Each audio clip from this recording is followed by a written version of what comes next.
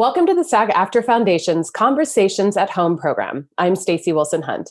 Before we are joined by our guest today, I want to let you know that the SAG-AFTRA Foundation is a nonprofit organization that relies entirely on donations to provide emergency assistance and free educational programs to SAG-AFTRA artists. This conversation is made possible thanks to the generosity of our supporters. Over the last year, the foundation has given over $6.5 million in COVID relief to more than 7,000 performers. If you are a SAG-AFTRA artist and need help, please ask. And if you can help, please give. Information can be found in the description of this video. Thank you so much for your support. Now, without further ado, it's my pleasure to introduce Gabrielle Carteris. Welcome, Gabrielle. How are you? How's your life been the last year and a half, I guess? That's all? Year and a half? I'm good. How are you, Stacey? It's been quite, for everybody else, right? It's been a challenging, maybe some places secret blessings, and but challenging and difficult time for, I think what everybody else is going through is exactly where I'm at as well. Right. And artists specifically, I think, have had unique journeys in trying to maintain their careers, trying to keep your skills sharp, trying to get jobs. And we'll get to that. And I want to hear what you're doing now, because I know you're in New York and you said you're working, which is so exciting. But I want to go way, way, way back. I want to go to the very beginning, and I want to talk about being born in Arizona. Oh my God. I'm telling you, this is a deep dive. So how did you come to be born in Arizona? My parents, that's where they moved. And my brother, I'm a twin. And so I don't think a lot of people knew that. It's amazing. Yeah, I'm a twin, and very close to my brother, but that's where we were born. And then later on, we moved to Northern California, and that's where I grew up. And then later came to New York and ended up in LA. Okay, but I'm going to go back to the California part first. Okay. So tell me when and how you were first introduced to the arts. Was it through your mom? Was it through school? When did you kind of have an inkling that you were interested in performing? You know what? I always loved to perform, even when I was really, really little. So I used to, I remember being in my first play when I was in kindergarten. Oh my. And I know. That's early. It was early, right? Actually, it was first grade, and it's called the Christmas tree, and I was the Christmas tree. Oh, I remember the Christmas tree. Sure. You got to be the big part. I remember sitting there and everybody singing and, going around me. And I remember crying. I think this was so exciting. It was just so fun. But my grandfather was a businessman, but he loved poetry.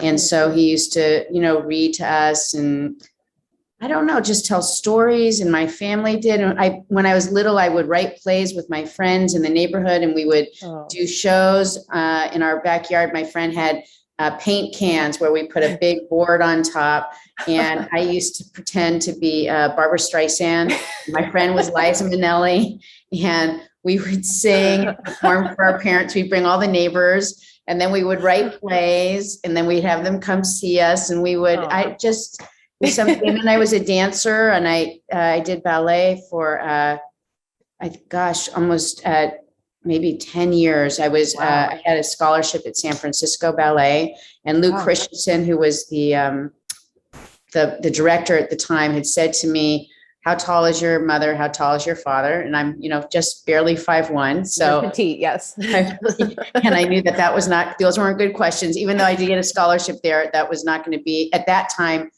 petite dancers were not in. You had to be at least 5'4". Okay. And then I did mime, and I traveled through Europe. I met a group when I was a teenager, and they asked me to travel with them, and I did, and I was able to see lots of different places throughout Europe, and that was exciting. And that was in high school? That was in high school. Okay, let's go back a little bit. Mime. Let's talk about mime for a minute. I know, right? People hate mimes. I have to tell you, it's like clowns. People are afraid of them a little bit. I know.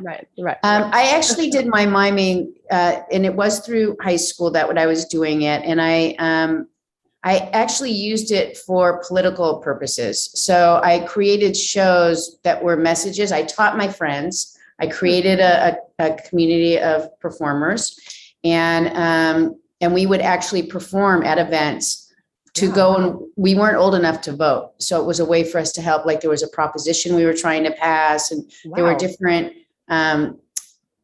I was an activist even then, right? I don't think I realized that so much later, but so I did that. I was a part of a mime book, and then on how to, do that. And then when I went to, college, that was not the thing to talk about. So I didn't talk about mime.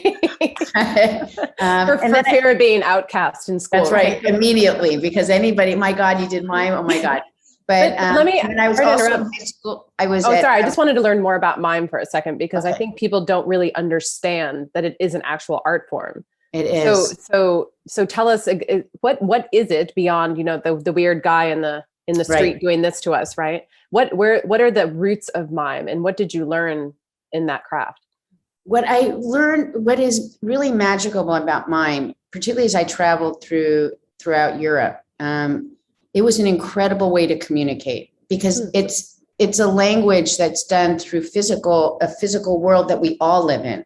So there's no, it was probably something that connected more people together than language does, verbal language. And so it was when I was in Czechoslovakia and Prague, and there was these children who were, a lot of them were, I don't want to say they were homeless, but they were really struggling. And they were so intrigued with us, and they followed us, and we would teach them. So it became a social tool as well. And it really was a wonderful experience. And for me, mime wasn't, yes, there are movements and ways to move your body so it looks a certain way, but it really did become a vehicle for me to also communicate my beliefs and storytelling that we could tell through our, little performances were actually, they could actually be in some ways much more, particularly at that time, more expressive than language, because there were restrictions, unacceptable things that you didn't want to talk about. But when you did it in a physical kind of communication, it was not only universal, but more accepted. And it allowed for something, it's not as jarring in some ways. It allowed people to come along with us. And it was I had friends who never had an interest in doing it. And when I brought them together to do it, it was a great community building for us also. I mean, and then, we were in the news, there were people came, we raised money for the things that we were too young to, get involved with, in terms of, like I said, with voting, where we were too young to do that. It gave us a voice. It gave us a platform to be seen and heard. And that was wonderful. I mean, I loved it. I had a great time. People laugh about it, so I don't talk about it, but it did. It helped me. To be so young and to travel throughout Europe was an incredible experience. It was a great way to meet people and to see cultures, and there was no boundary to it. I loved it. I love that. And the idea that you were given a voice without saying a word. That's actually a very beautiful concept. And the idea that you could communicate with people who didn't speak your language. Like you said, the universality of silent performance and hand motions and facial expressions. It's so great. And to think of those indigent kids you saw thinking, there's a world beyond this difficulty, right? Well, and it was really joyful for them, right? So where there would have been we could have been a curiosity. We became more than that. We became a part of them, and they were a part of us. And it was, I think that's the beautiful thing about sports. I think it's the beautiful thing about dance. It's the beautiful thing about music, the universality of that thing that touches all of us, no matter where we're from. We do share certain common experiences. There are things that transcend just our culture. And so I don't know, I think it was really fun. And I actually should talk about it more now that I see it. I am personally quite intrigued by this. So I think mime deserves revisiting at this point in our lives. And I did want to talk about more communication, right? We do. And we need more communication that isn't aggressive and, divisive, as we've seen a lot of in the last year. But I want to know more about ballet, because I know that can be extremely grueling and extremely hard on young women specifically, especially in terms of body sensibility, how hard you are on yourself, right? The rigor of the dance. What did you learn from ballet that was good, but also what what were you kind of grateful that you didn't have to deal with anymore when you stopped doing it? Well, for me, ballet was a stabilizer in my life. I grew up in a single home. There was a lot of, I was a latchkey kid. And so it did create a strong foundation of purpose for me, and also incredible discipline. So I always have talked, even to my girls, but to youth, when I speak out, find something to be committed to, even if it's not going to be the thing you do as an adult. It actually can inform your future, right? So dance I didn't become a dancer, but the work and the discipline actually informed so much of my life. How do I work with people? How do I take care of myself? How do I go beyond even the pain? Like I used to, when I first got on point, and how my feet bled through my shoes, right? The first time you go to do it, but you get up again and again. Now, do we want to abuse our bodies? No. But on the other side of it, it taught me that it really heightened my ability to sustain and to persevere and to listen, because to dance, to music is, I used to feel like the music flows through your body. The dance is an extension of the music, and the music an extension of your body. So it was very freeing, and it was a great way to learn to communicate as well. Even though that's not a vocal communication, our bodies tell us a lot. And being a dancer actually allowed me to read people's bodies better, read where they're coming from, my empathy. For people, I think there's vocal empathy. You can hear when somebody's sad or they're feeling things, but there's also a physical empathy that I do believe that dance helped me with as well. Wow. And just hearing you talk about that, I imagine it also helped with taking direction. Yes. If now working with directors as an actor, if your teacher's telling you to make an adjustment, move your leg a little bit this way, stand up to be able to hear direction and feedback and then apply it in the moment to making an adjustment. I have to imagine as an actor, that's been critical. I really think everything we do informs our work, right? And even as an actor, I often also talk to youth, because I speak at different places. And when I go to university or to younger children, I say, it's really important that there's something about when we're working to find something to be committed to, even if it's not going to be your future. I said, but really commit to it, because what you leave behind afterwards will come with you and help to inform the next thing that you do. So I don't know. I think I think everything that I've ever done, I always wanted to be able to be an actor, but there's so many things I did that had nothing to do with acting. And yet I really feel that it helped with my acting. So, and it still does. I love that. And when I meet actors who've had what I'll call fuller lives beyond just acting, I can always tell. I can always tell when they've gone to college. I can always tell when they've traveled or lived elsewhere or done other jobs, because it feels like they have, not that they're more talented, but there's just more of a full spectrum of experiences in their work. And I'm sure you have that's for everything, though. I think that so. I think that the more we do as human beings, instead of just being linear, I think it reflects in everything we do.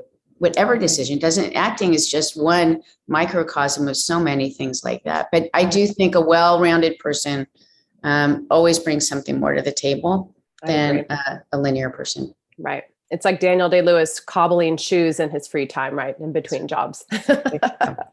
So I'd love to know, what was your journey to college? You went to Sarah Lawrence, is that correct? I did. And what were you planning to study when you got there? And did college become what you expected it to? And if not, in what ways? So I was at ACT Young Conservatory, which is in San Francisco, prior to my going to college. And I had a teacher there who pulled me and two other students aside to say, if we wanted to continue acting, we should really look at going to New York. And so I was getting ready for college, and I thought, okay, I'll look for a school that specializes in theater. And at that time, we didn't have the internet, because I'm that old.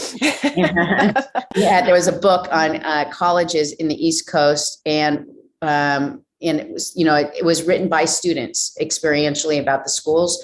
And the one I read, I hate taking tests. I would rather write 1 million papers, read 1,000. Me too. books, but the testing thing. So Sarah Lawrence is a school that didn't require testing, and it was known for its performing arts. And so it was the only school I ended up applying to. And I was fortunate enough, because I didn't know that was maybe not the smartest thing to do, but it was a big risk on your part. That was a big risk. But I told them when I went to interview there, they said, what other schools have you applied to? And I said, well, no, this is the only school. And they said, well, what if you don't get in? And I said, well, if you don't take me this year, you'll take me next year. I really had no idea what I was saying. That's a good answer, though, because you're already telling them either way I'm coming here. Right? That's right. Either way, this is the school for me. And it really was the school for me. So there were two things. They don't have minors or majors at Sarah Lawrence. They have concentrations. But the two concentrations for me that were my major focus was theater and was psychology. And so I really immersed myself in both.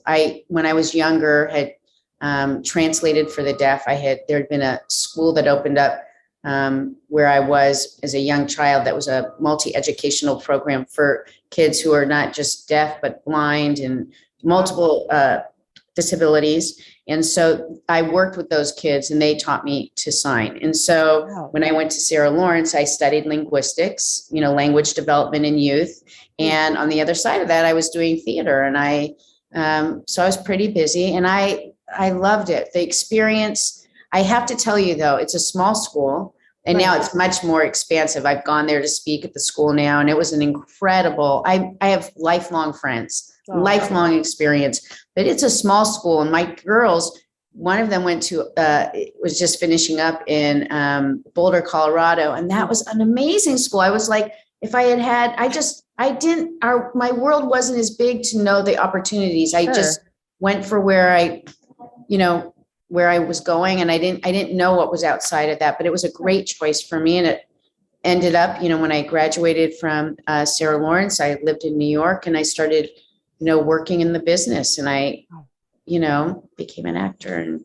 And what were you hoping your career would look like? Because I know a lot of soaps filmed in New York at that time, but obviously a lot of stage work, but you really are very removed from Hollywood there. People who stay in New York for their careers have wildly different professional experiences than people who move to LA for pilot season. Right. Well, now I think what was your experience like?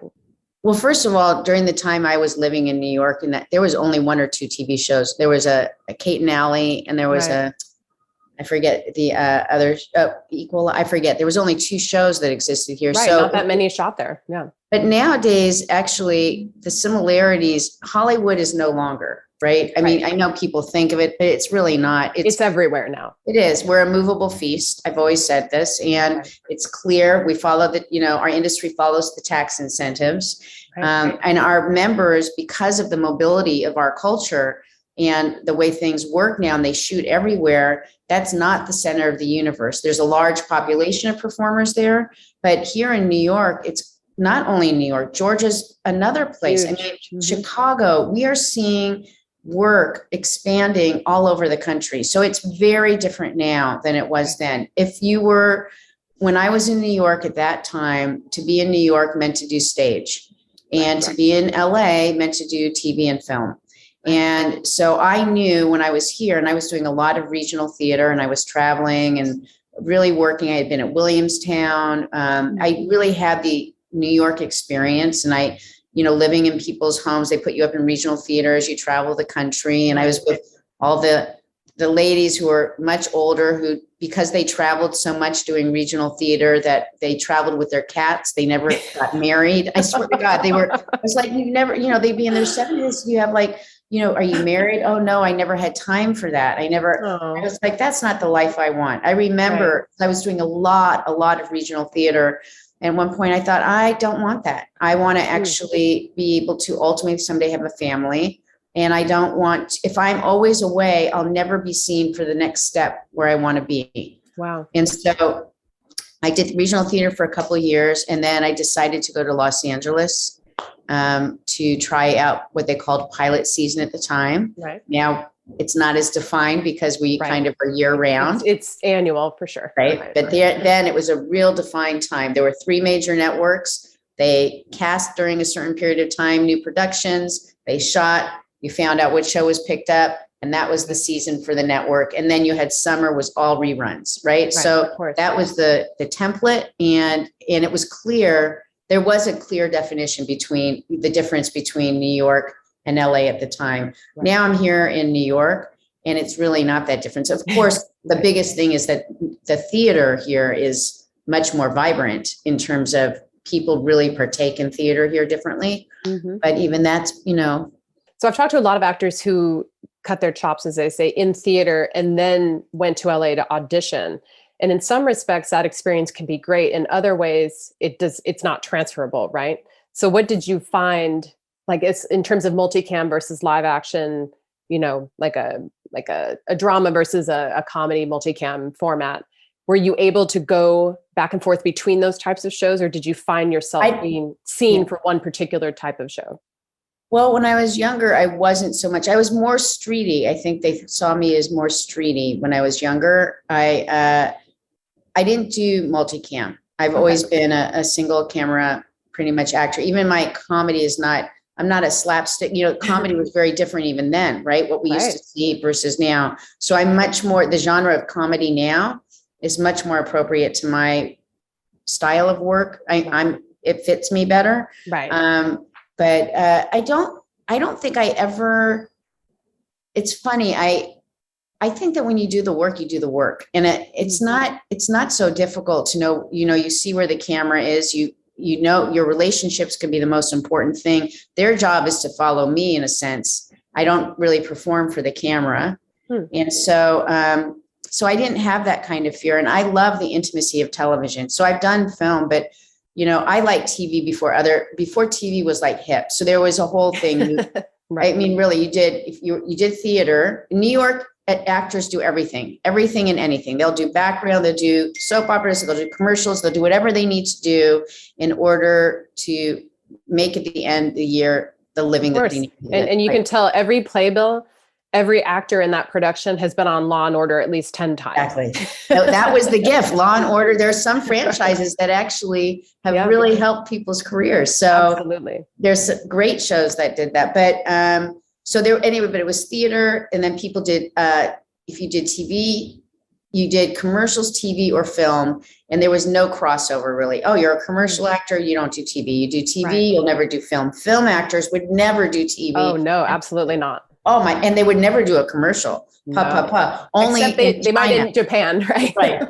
Exactly. They would go either to Russia, Japan, China. So, but now you see it. It's not true. The crossover and the blending, what's going on? It's such a different industry from when there's very little defining line. There's very few defining lines now, right? We see some of the biggest actors who never at any time would have done television are doing series, the limited series that you're thinking Glenn Close, you're thinking, Nicole, everybody's out there doing this work, and they're doing commercials. Those commercials are here. I am surprised. I literally started to laugh because when I started, it was like, oh, Gabrielle, if you want to be an actor and you want to be taken seriously, you can't do whatever. And I had to do whatever I could do to make a living. So that didn't work for me. I said, no, I'm going to do commercials. I have to. And then when I got a TV show, I did theater, and when I did TV, I did TV. And, I had to push through all that. I had to take care of myself. So, but now it's a very interesting time in a different way for performers. The availability, there's more work now than ever before. And it's exciting. Television is more exciting because it's shot in a way that was reminiscent of, what we loved in films. The quality is not, it's just, you have filmmakers working in TV because it's so hard to make movies. So that's why we're seeing cinematic TV, because you have Steve McQueen also making limited series. Are just becoming one, right? Our screens, we're not defined. Our technology has actually opened up the universe to being where we're just looking for a screen to be able to display whatever the work is. Right. It used to be you had to be at home for the TV, you had to be in the theater for the theaters, and there was no crossover. But now it's just one blurred universe. Right. Much to the chagrin of a lot of old school filmmakers who wish this weren't the case, right? So you talked about the 3 network model of pilot season back in the day, of course, ABC, CBS, NBC. Now, of course, in the late 80s, early 90s, we saw the ushering in of a more brash network with The Simpsons and Married with Children, and of course 90210. So tell me how you, first of all, found out about the show. How did you get the audition? And what were your feelings at the time about what this show was? Were you sort of just thinking, oh, this is like a teen soap? We're not really sure what the tone is. Or did you have a firm sense of Darren's vision at even just when you were auditioning? First of all, it was a job. Right. And I was just auditioning. So I lived in New York at the time, and I had gone to stay with a friend during pilot season. Okay. I shared her bed. I mean, I had no money. So I slept in her bed. I had a box by the bed. I had very little money. There were no cell phones. So in the morning, I would wake up early because of the time difference in New York. My manager was here. I would go across the street to the gas station, and then I would call my manager, see if I had auditions during that day. Right. And then I would write it all down, and then I would just get in my little rental car, and I would go to all the different auditions. And 90210 was just one of several shows. It was a very rich time for me at that time. It was a breakout moment for me. I was offered that show, and there was another show that was shooting here in New York, and I was offered, at Lincoln Center, 6 Degrees of Separation, and I was offered something at the Pasadena Playhouse. I literally had everything happened at once, and I had to make a decision. That's how it always happens after all that work, and then it all culminates. Feast or famine, right? Right. And so anyway, I had auditioned. This one show that was going on in New York was Dr. Ruth Westheimer. It was a series. 6 episodes were guaranteed already, but I really hated it. In fact, I saw her years later.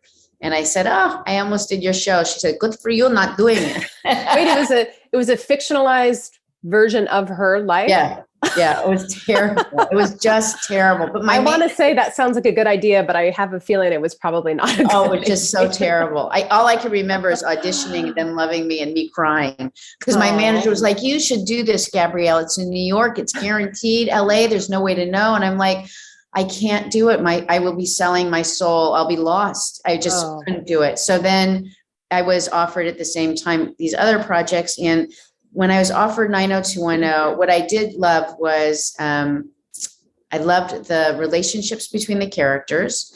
I was up for the role of Brenda originally. Yes. And then they brought me up so I actually went to network for both Brenda and for Andrea.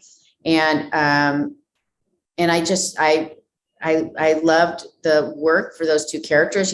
Brenda was a twin. So I was just about to say, yes, crossover. So I came in with my picture. I said, "That's my twin." And then, when you're young. And then when for Andrea, whose name was Andrea, I had worked for somebody in New York earlier on who was named Andrea, big casting director. And I called her Andrea the first day because I was working in her office. She said, "You ever do that again, you'll never work for me. It's Andrea." So I thought that was so appropriate when I auditioned for the role of Andrea. I actually changed it So that was your choice. That was. And the person who was named after, who is actually Andrea King. She used to work for the Hollywood Reporter, I think. She's a writer. She's very good friends with Darren. She's known Darren for years. She was very upset because I changed the name. But I thought because he did that for her, right? And it really was, I felt it was a really interesting character choice, right? I agree.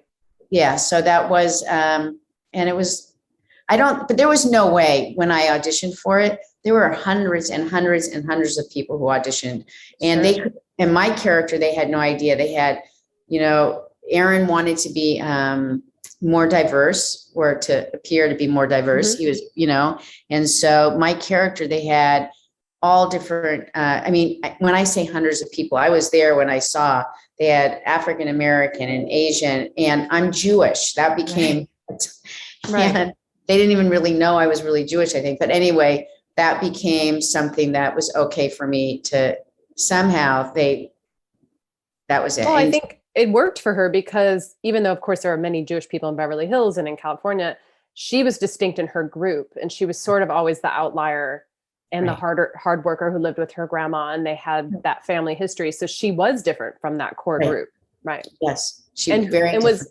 Was anyone else cast at that point when you auditioned, or was that happening at the same time? It was all happening at the same time. I think that Brian Austin Green he was cast before anybody, as I remember that. And he'd been on Knots Landing or Dynasty or some show like that, right? One of those. And Aaron was always good about bringing people back, that he was that faithful producer. Sure. If you worked for him, he always brought you back again and again. But Brian was in that. At that time, clearly, Shannon wasn't cast because you had read for Brenda. Right. I think Brian was the one, and I think everybody else was just being found. So we all came in. The person who came in later afterwards was Luke. Okay. Luke was not a part of the first, the pilot. He came in later, and it was just a little while later. And I remembered Luke because I knew him in New York. I had met him. Oh, you did? Okay.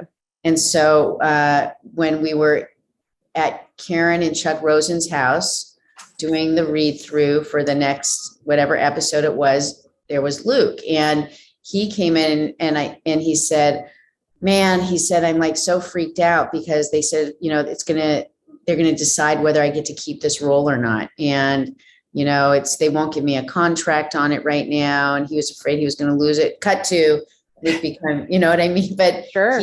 He was very nervous in the beginning. He didn't know how it was going to be. Well, it's so funny, as a young person watching the show, you have no idea what has been going on in all these actors' lives. You just think that they just magically appeared on set one day and this perfect chemistry, and everyone was struggling in their own ways when they got cast, right?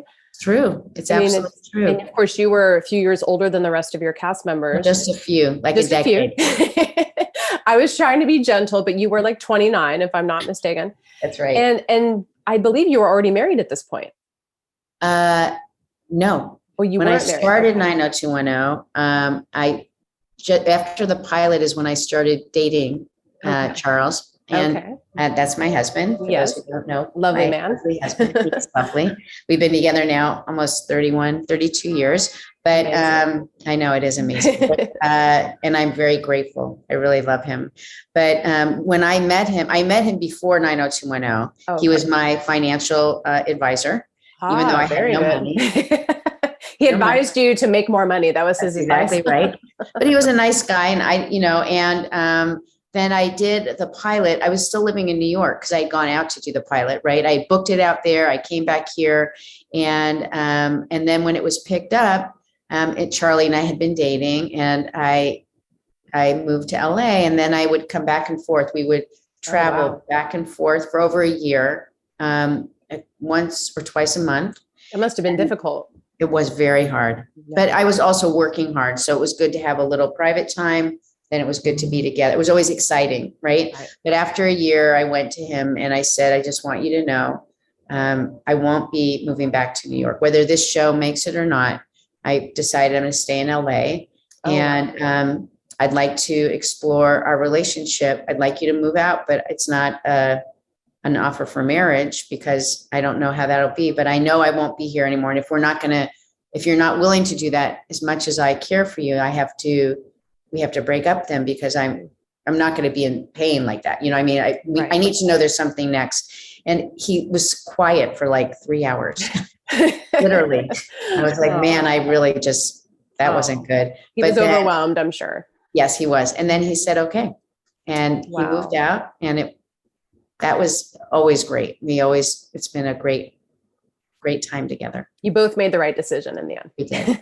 We're so very happy. How difficult was it to be in your real life as Gabrielle, living this very adult life, and then you get to set, and then suddenly you're 17, and then some of your cast members are that age. Obviously, Shannon was on the younger side, Jenny and Tori. Right. Tori and Brian were the youngest. Right, of course. That was really hard for me.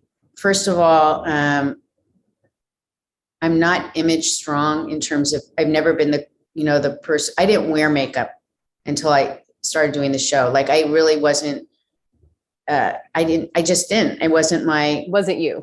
Wasn't me. And so I didn't know how to do that. These young women were much more aware of, how to, that Hollywood thing. I wasn't from that, right? New York, you hit the pavement, it was just a different kind of vibe. And they were out, partying. They were doing all the stuff that, young. And I was in a relationship. They were out there, it was just different. We were in different headspaces. Charlie and I are talking about starting a family, and they're just trying to figure out how to finish school. I mean, it was a different thing. And because I was pretending to be younger, it was sometimes difficult for me because it was hard to be, I don't know, it was living a kind of double identity on stage. I mean, set, I loved doing the work, and I didn't think about the age until I had to do like photos. It was a really big thing for me.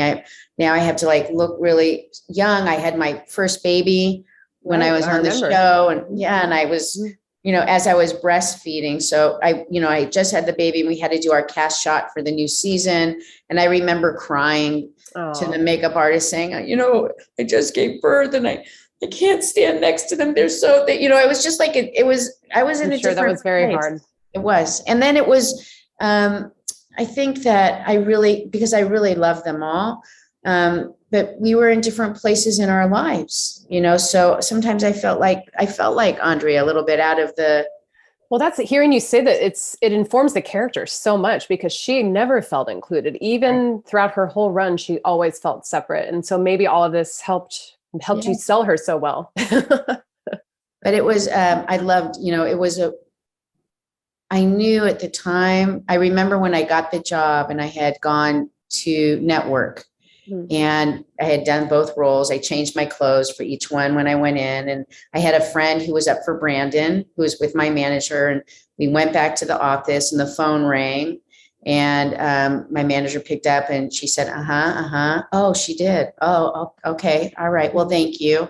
She got off and she said to the young man, it didn't happen. And Gabrielle, they want you for Andrea. And I remember like not wanting to be like so excited in front of him. But sure, that was nice of you. Right. And me literally getting on my knees and just crying and calling my mom and saying, I think my life has just changed. And I really sensed like this major shift taking place in my life in that moment, because Aaron's spelling, and I don't know, it was just, I knew that it was beyond anything I could ever imagine. It really has shaped and been a gift in my life, if I say 1,000,000 times over, in so many ways. Yeah, it's a great foundation for what was to come. So I'm always curious to ask people when they are part of a zeitgeist show, at what point did you know this was a giant piece of pop culture? Because I remember watching the premiere. I think was it an August premiere? I feel like it was in the summer. It was in the summer. And that's and getting back to your rerun comment earlier, that's what made it so special, because I think we were also desperate for something new to watch. And that's what made it, right. Right. That's exactly why. So if it had been on another network and done the traditional airing, it never would have made it. Right. But Fox this was the first breakout where they decided we're going to air a new show during the summer. And so smart. It was brilliant. Because what happened was everybody was out of school. It brought them in. By the time school started, we were established. Right. So and smart. It was amazing. So in the beginning, I swear I saw the pilot. I was back in New York. I saw the pilot and I turned off the TV. I walked out and I said, I better find a bartending job or something when I go to LA, because this show is terrible. Really? You didn't like it? You didn't like the pilot? I hated the pilot. No way. Wow. It's actually a really good pilot. Well, I thought I was appalled. I was so appalled. And I went into, what happened was we weren't doing really great initially, but because of the summer, it started to speed up. We were working every day. So we didn't realize we were like a family. We were always together. Right. You're very isolated for a long time during that. And then it started happening was we couldn't go out publicly. We started having these experiences of being followed, and we started having, couldn't go to the mall. There was a point where we couldn't go out publicly at all. The show went from nothing to it became this like a phenomenon. It was the first show really that was dealing with the real issues of young people. It wasn't pretending that everybody lives a milk and cookie life. It was complicated. It was dealing with the subjects that nobody was talking about. Young people want to be seen and heard, right? And there was no avenue for that prior to the show. No. And the show was like the opening of a Pandora's box in some ways. It just became this thing of possibilities. And so we saw the escalation take place. Also, the show was not just airing here, but throughout Europe. Right. And so for a lot of people, it became the symbol of, what Hollywood or the American life was like. Right. And it's, we were in over 100 countries. And so we were getting a lot of swirl around there. And then it was here in the United States. There was a lot of swirl going on. It was mind blowing, And tell me about, you talk about not being able to go out in public. That must have been exciting at first, but also probably got old very quickly. It was devastating. And each person actually took it to heart differently. So I became more recluse. I'm not, I don't, even now when I go out in public, you know me, but yes. Raw. But if I'm a more of an observer in the beginning, I'm kind of quiet, and then I come out. And the cast does that a little bit too. But when they were younger, some of them just loved it. Like they would be, if we were like, in a limo or something, they'd be outside of the roof and they'd be yelling, and they were young, and they were just, and I'd be like, oh no. But then it became hard, when we were being followed, or there was a lot of we had to have security. There was where it became something that was so big that we had like death threats, and there was a bomb that was found on our set, and they brought in all the dogs to go, and it was a security person who found it, but it turned out it was a security person who planted it because but it was a bomb. And so when they had the sniffing dogs coming in, and they had all the police and all the, they were doing the investigations, we were all assigned security from that day forward. We had our own personal security. Wow. What season was that? Was that a few seasons in at that point? It must have been, maybe it was the third season. I always feel like season 3 is where everything becomes, the expectations are very immense to maintain that excellence. But then at that point, the actors are so embedded in the culture. And that's where it starts to probably get a little scary in terms of, am I ever going to have my life back? Right. Well, this was kind of the development of our life, right? So even though I was, older than everybody, I was still also in the discovery of my life. So I don't know if it's having the life back. It was feeling trapped though. It was feeling that I couldn't go out. I never went alone. So it was either, if I was working, no matter where I worked, there was always a security person with me. And when I wasn't working, I wouldn't go even to the mall by myself. I either had to have, my husband was, Charlie was always great. He's always been there to help, maneuver around things. And I just needed that support because or we'd have to go, if we went places, we'd have to let them know before we came that we were arriving. Would they have some kind of security for us if there was an issue? So, and I know that people go like, boo-hoo, life, you're so lucky. It's safety. It's really just about safety. Right. It's really not you being a diva. That's not what No, and having I have to say, having the bomb scare was a really big turning point. It was, and that idea that they followed us everywhere, our security, we were never alone. And that was hard. That was like, give me a little space, Right. And then also, but don't leave me too much because I'm afraid, like, not knowing. That's really hard. And then also just trying to maintain your career and staying focused on doing your job with all of this worrying on, either side of your head. Well, I think that the idea that it became feeling a little bit dangerous was hard. And I think the taking of the privacy was really emotionally, really played on people's emotions deeply. So everybody responded differently. Some people were out there more. Some people were, there was a lot of personal, pain that went with it. And it was hard to articulate it. At that time, also the studios Fox at that time, loved keeping us all separate from each other. Right.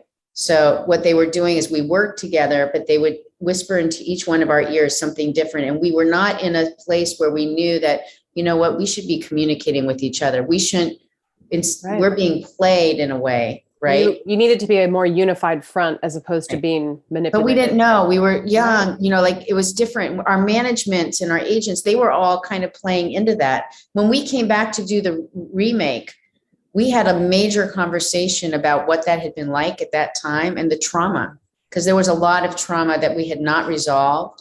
And we said, let us be in this new year, this new time, different. And we were, and that was really, I really felt the closing of a circle for me. And it was transformative to be able to do that as well, because it was really able to really shut down and let go of some of the things that we just never talked about before.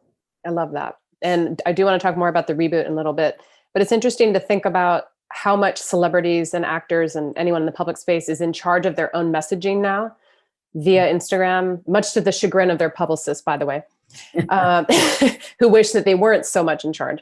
Right. But now all these actors, they can email each other, they can text each other, they can message using social media, they can say, this is what's going on the set of our show. So they have so much more control than you guys had. And it's sad to think of the fact that you felt that way back then.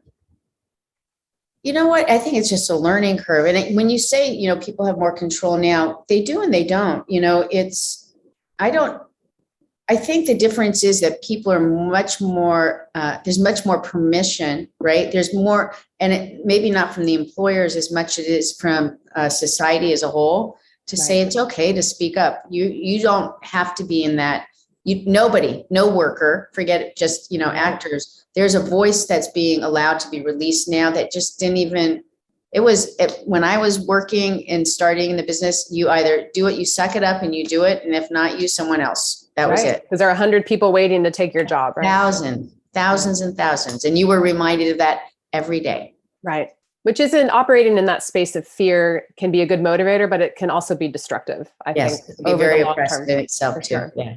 So you left the show in 1995, and tell me how much of that was your decision or just a natural progression of the character? It was actually, what happened was mine. It was Rupert Murdoch. I had been at a party at Fox, and I loved talk shows. At that time, Phil Donahue was really big. I love. He's the best. The best. I just loved his work. And I remember being at a party saying, I would love to do a talk show. I would just really love to do that. Somebody must have said something to Rupert, because he called me in and talked to me that in his office with all his like TVs going as we're, you know, and he said, this is a surreal scenario to imagine right now. And he's like, Gabrielle, would you like to do a talk show? And I was like, well, somebody definitely said something to Clearly. him. He has eyes and ears all over the place. Everywhere. And I said, as a matter of fact, I'd like to. And he said, because I think that would be great for you. I said, but I think it's a bad idea to do it right now. I said to him, I think this was a year before I left. I said, maybe it was even the third year, because I ended up doing specials later. But I said, you're saying that now because the show is so successful. But I think that I want to still ride this train. I'm not quite ready to leave it. There may be a time when I am, but I think that, you know, I don't want to do it yet. And then cut to, I was approached by several other networks to do a show. And I said, I don't want to do that. And then I said, at that time, it was a smaller company came to me and I said, I would do a special. I'd be interested in doing that. That's when I did a project it's called Face the Hate. And I remember. And so that one was that was the first time that I had developed a project. It was right after the riots in LA with Rodney King. And I said, I really feel that there's a thing called hateism. I don't care, you know, what's that, Gabrielle? And I said, I really want to do, and everybody wanted me to do like salacious stuff. I didn't want to do salacious, right? I didn't need to be Springer. I said, I really don't want to do that. But I said, I would do something that was meaningful. And I said, I think that we all have an intolerance. I don't care how liberal and open we think we are, intolerance for things that are not familiar to us. Right. And I think that, you know, this has really been amplified by what's gone on in the Rodney King case and this lack of understanding. And I want to do something on hateism. And so then we developed this special that I did. And then other specials came after that. But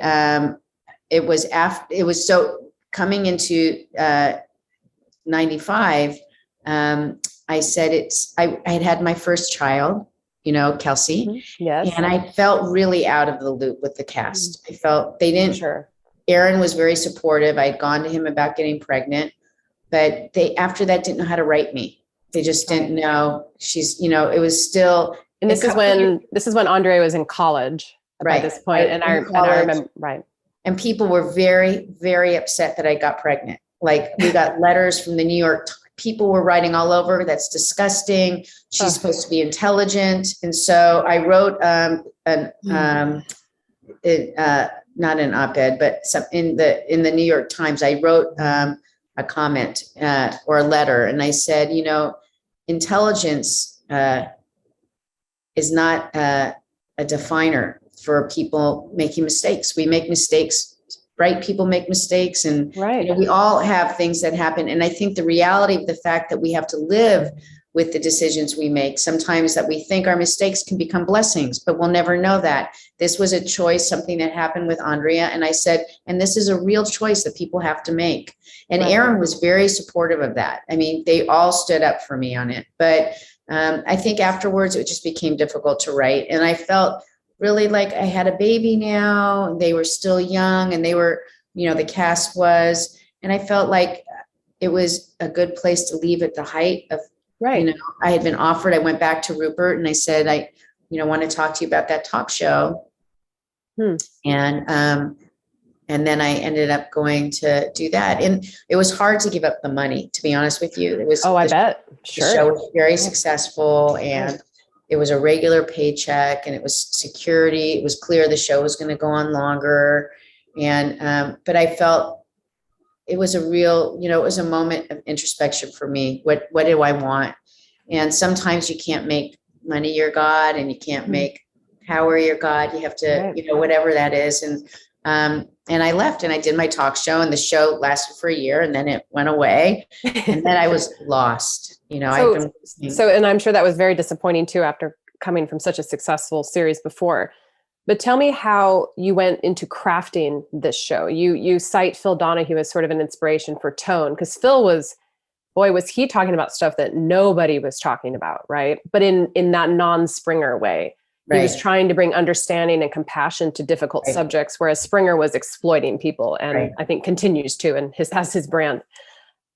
What were you trying to do that was different from Oprah? Was already had her show. Yes, but she actually started doing stuff that we did in our show. So we decided to have an interactive show, and our show was we did live surgeries. We brought people on, and we went and talked about the experience, whether it was plastic surgery, whatever it was. And then we would do live interactive, watching procedures take place and talking to the people who are in the midst of getting ready for it. We had the Million Man March. We went and brought in, people who had been a part of the initial Panthers, the Black Panthers. And we really did some really interesting shows. The shows, though, that really do well are the makeover shows. There's certain shows that just do well, and other ones not so much. But we were the first ones to do that. Later on, Oprah started doing her big live,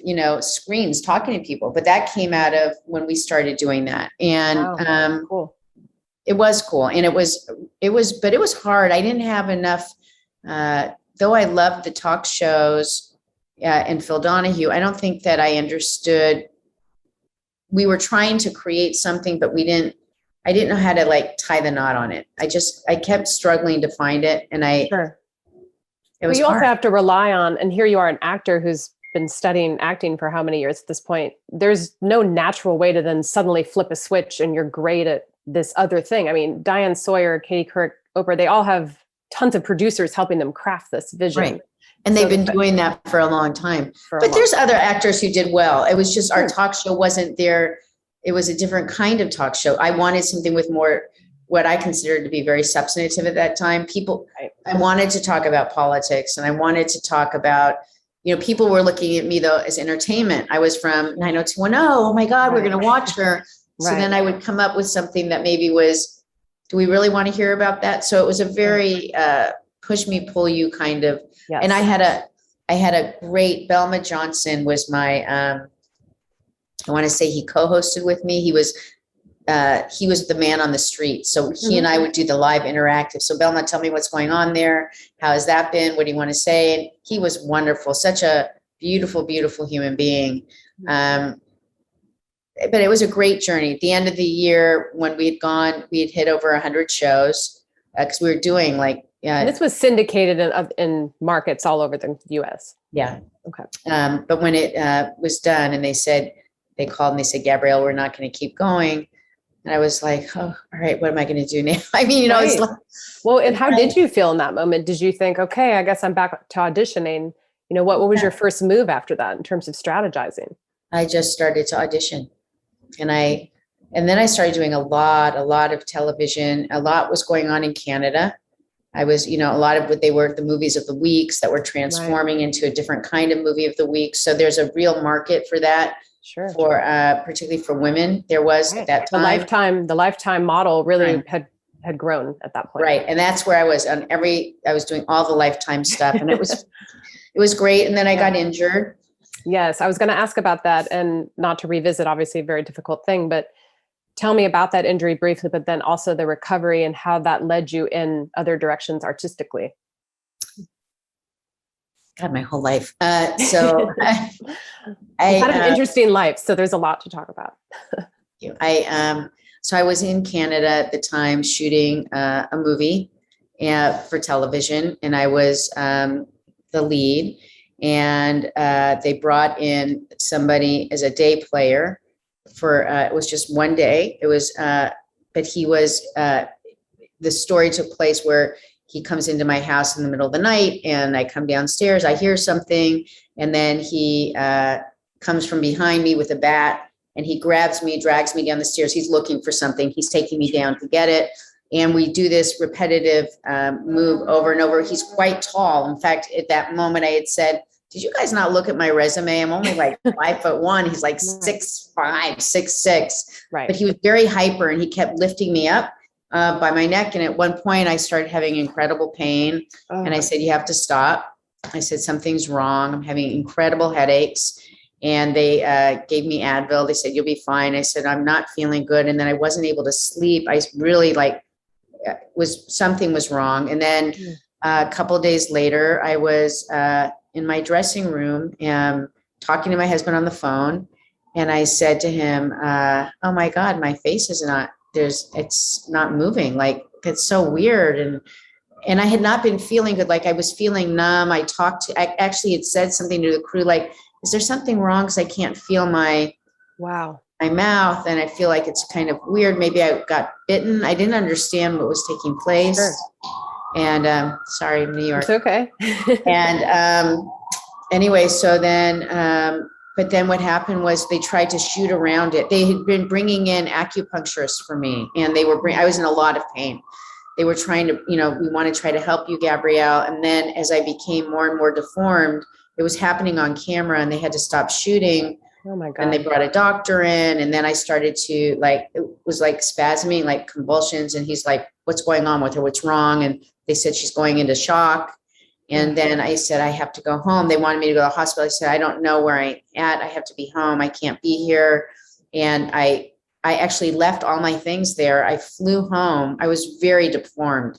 And I can't believe you had to fly like that. That must have been horrible. I was so embarrassed. So I was like the Joker. I mean, I was like this, and I had this thing going on, and it was hard because people knew who I was, but you could see them like looking at me kind of like, what is wrong with her? Right. Of course. And they had to end up sending all my things to me. I couldn't go back. And that's when I started my treatments. And I was, where I had been working nonstop ever since I had, my whole adult life. Suddenly I wasn't able to talk. I was at UCLA at the movement disorder clinic for a couple of years. I was heavily medicated. They were seeing if I had a hangman fracture, and I was fighting. And, I ultimately sued the company, and it's very complicated when you work for a company to do that. So, and they thought I was the producer was so dismissive. Like, she's a nothing client, person, and it's our word against hers. And they denied ever seeing anything happen. And the director lied about the fact that it was her friend and in her house that I was getting acupuncture. She said, no, I don't know what you're talking about. I was like, you guys paid for that. Like, it was in your house. Like, I was so blown away. But it was SAG-AFTRA. We weren't a merged union yet, but right. I was a part of both of the unions, and they wrote on my behalf to Canada to say, this is wrong. You need to be, standing by our performer, a member here who's been injured. And I literally could not speak. I mean, it was very, very, very painful. And anyway, I did this lawsuit. It took 10 years, and I was flying back and forth to Canada, doing depositions, listening to them lie, and continued on. I had a great lawyer. And then I won my case. And it was amazing to be sitting in the room through the final mediation. And when the insurance company said to me, after all was said and done, we're so sorry that this happened, and we hope that will help your life. And I remember crying and crying, thinking, I get to move on now. I'm going to release this now. And that's when I became of service in the union. Somebody had asked me to come sit in, and wow. I said yes. And I had already started doing my service as a result, because I wasn't able to work, but they had asked me to do it. And then I felt that I talked to my husband about, maybe it's time for me to really pay it forward. We've been really blessed with this. And that's how I started my service. Wow. So it's such a terrible thing that you went through. I'm so sorry. And to feel and look at you now, you're fantastic, but to feel dismissed, and unfortunately so many women are made to feel this way, and not just women, a lot of marginalized people, but I'm so glad you're okay. Firstly, how much of that experience informed the passion that you brought to ultimately becoming president of the Guild? Because the care that you have for people is well established, but also feeling that sense of loss and isolation, of feeling like no one cares about me in this. Where's the advocacy? I think you brought so much of that to this job. So tell me a little bit about, first of all, becoming president, and then what that experience was like. Well, president was not a position that I had even thought of. I helped to merge the unions, that's huge. It was, but it was very meaningful. I mean, I didn't understand why we had two unions. With work now was being digitalized, and so it was kind of redundant to have two unions paying two dues. Some people were barely making no matter how much money they were making, they still weren't making their insurance. It seemed, I didn't understand it. I felt that the universe was changing and we should all be in one place. So it was very logical to me that we would be merged. And I didn't understand the sensibility that came from people.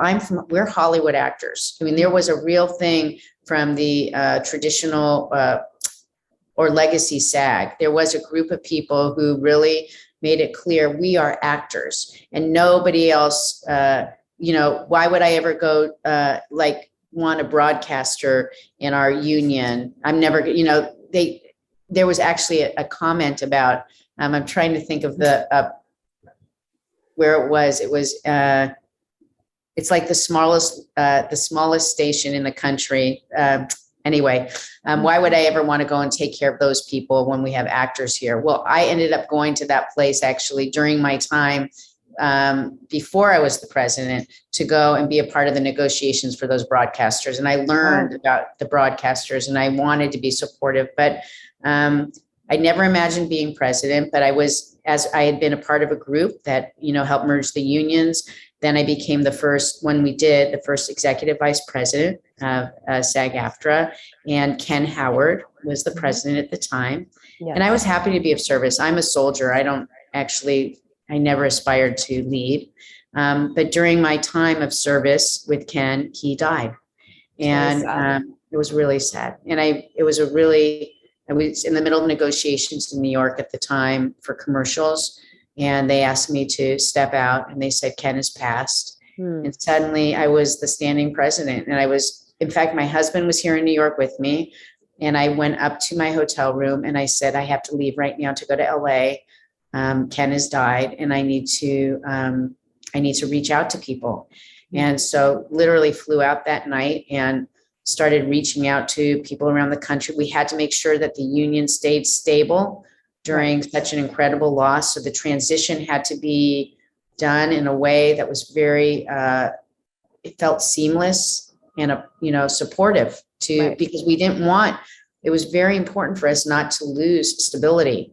And so I worked really hard to reach out around the country, to reach out to other organizations. Then I flew back to New York. I finished the negotiations.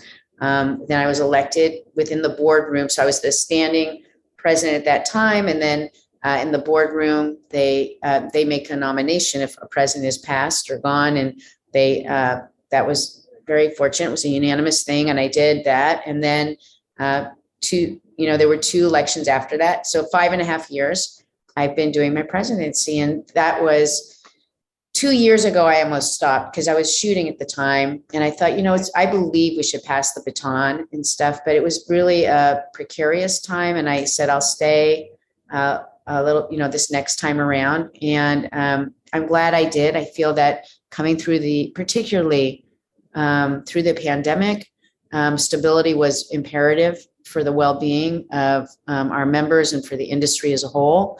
So we needed to have, real unifying conversations and work with not just within our organization, but the other unions and with the studio. So I think, everything happens in its time. We're all, everybody leads in the time they're meant to lead. And then now I'm finishing up that. I finished now. Wow. That is amazing. And I don't think a lot of people understand this is an unpaid position. It's unpaid. So people say, I pay you a lot of money. I said, no, you really don't. Right. No? And that just goes to show how little people really understood. Even your own members don't understand. A lot of them don't understand what this position was. What did you find internally that were, I guess, the core reasons that there was so much misunderstanding? Was it lack of communication? Was it just so much turnover and turmoil in the business? And how did you help to sort of heal some of that? Because I know you did do a lot to streamline. I helped, not just me. So I'm part of a sure big, you and the team that you worked with. Yeah. Right. The whole union in its way. Right.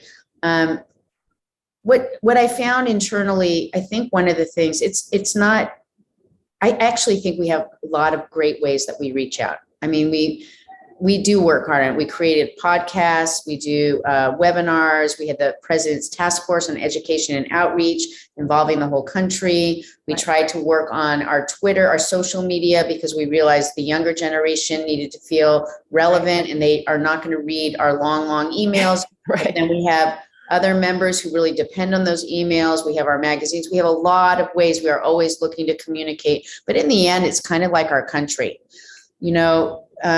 and I think it's kind of a little bit like the world. But in our country, we have people we're so busy living our day-to-day lives that we don't really think about what's over here because, you got to feed your family. You have to make sure you have your auditions. You have to take care of maybe you're taking care of not just your children, but your parents. We have a lot of things going on. And so even for myself, when I started in my, I didn't know that when I started getting involved, I didn't know that the union was really run by the members. I didn't understand. I really thought of the union as this place that negotiated contracts. And then I worked these contracts and I didn't know that there was a whole group of members who were actually reaching out to do this. And I think that's been it's a journey. We struggle with this all the time. How do we go and get our members to read this stuff? Right. We're doing videos. How do we, the podcasts, we're trying all the different ways to reach out. But I think that's always going to be the journey. It's not because we're not doing it well. How do you get people who are struggling day in and day out to take time to do something that they're saying I think it's really great you're doing it. They'll say that to me. Gabrielle, thank you so much for your service. And all I want to say is, will you help? Because we just can't do it alone. But people have lives. And so that's always, it's like our country, how many people just they don't even know that there's, midterm elections. They don't know that it's important to know who your judge is going to be, as well as who the president of the country is going to be. And you need to know what's going on in your, your state, not only on a federal level, but what's going on at, local level. People, it's so much bigger, but our worlds are very multi-layered. And I guess you join in where you do. Right. And ultimately, you can't be responsible for the level of engagement that members have. It's up to each person to decide how important it is. And all you can do is provide the information, right? That's right. We try to do it. And people have been more involved now than ever before. I've seen a lot of amazing mobility during COVID. It seems like people have really come together. It's really great. It came together during COVID. We had the Harvey Weinstein moment that really brought an awareness and a vocalization that we hadn't heard, where people were much more in, again, their own personal, maybe pain, but they never felt they could speak on it. But in there being able, I think people have seen over and over, if you speak out, others will join you. And I think that that's been, we're seeing a shift in our culture, right? And so as we see it in our country, we're seeing it also in our union. Our union definitely reflects the political cycles of our country, I think. For sure. And also the members of your union are not a monolith. Not everybody has the same political beliefs. Not everyone lives in California and New York. You have members all over the United States. So you're also dealing, and outside the US. So you're dealing with people who are not like us and who are not of the same mindset. So that makes it, I'm sure, more challenging. And it's interesting you bring up the Weinstein stuff. I think when a lot of those stories first started coming out, people were like, well, where was the union in this? Why wasn't the union protecting these actresses who were going through these experiences? And I was very heartened to see how present you were in those conversations, but just hearing the union say, we are always here for our members. We've always been here, but here are ways we can improve this process. Here's a secret number you can call. Here's some more privacy related information and resources that people may not have known existed. Right. So I was heartened to see how much you were involved in those conversations, because part of me was thinking, I think the union has always had people's backs, but maybe just people didn't know how to do it. And that's a lot of you've improved. Yeah. Thank you. We really worked on it. So look, during that moment actually was transformative for me personally as well. I definitely have had experiences throughout my life that I always just took as my own one-offs, and that I just, look, that's just the nature of the industry. And Gabrielle, you got to tough it out. I mean, there are things that happen, but I think that when the Harvey Weinstein moment happened, I myself didn't speak out on my own personal things, which actually brings great shame to me. I did, Gina Davis did the film. What is it? Yes, the documentary. I'm totally blanking. It's an amazing movie. Yes, you're in it. Anyway, so I can't remember, but this much I know. And what happened was when I did it and they talked to me, I said, I just didn't realize that where I thought I was taking care of myself, I was making it okay. By not speaking out, how did I hurt other people? I didn't. And I think that really happened with the Harvey Weinstein moment. I talked to a lot of the people who did come out, and one of the questions for one of the really major people who came out, I said, I just have to ask you a question. Did you ever say anything to the union? And she said, no, I didn't. I told my lawyers and I said, but you blame the union. And that's a really interesting thing. That hurts. That probably hurts to hear that. I think that it's to know that people are in pain. And when it was really, for me, it was sad. It actually brought a realization to me as well, that sometimes when people are in pain, it's so hard to own that pain, right? It's so hard to say, maybe I should have done this or that it's easier to project sometimes. And how great if you're going to go and if there's a problem, how great, much better to say, how can we join together to make it better instead of saying it's your fault. And it was a really interesting reality for me, or realization, when I realized it was never reported from all these people who had been going out publicly, and yet we were getting hammered. And it was a time for us to look at, that's okay, because people are struggling right now. I mean, I had to let that go because it wasn't personal, but it did tell me that people didn't understand that they had, like you said, we had resources, maybe not enough. And we had to change those resources, expand them, and we had to make it much more publicly known how to access them, because it wasn't being helped by the people who represented them. Right.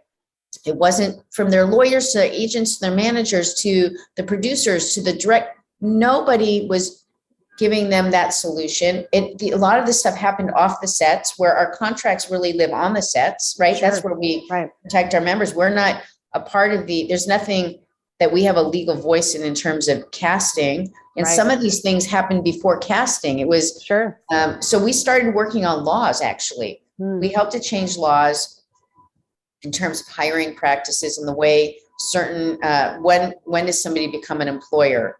Or what is that tracks. We've worked on it in a lot of different ways to try to help to end the systemic issues that are taking place. And I think that's been the most successful thing for everything that we've really approached when it comes for inclusion and equity.